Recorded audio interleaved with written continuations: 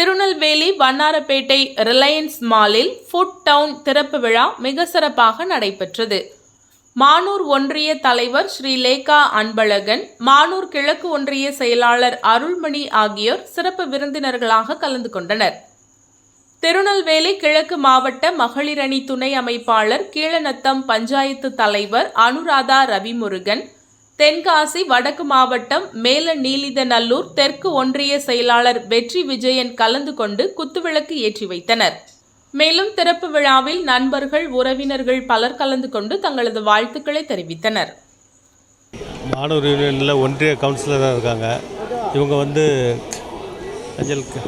Reliance மாலில் second ஃப்ளோரில் கடை வச்சுருக்காங்க.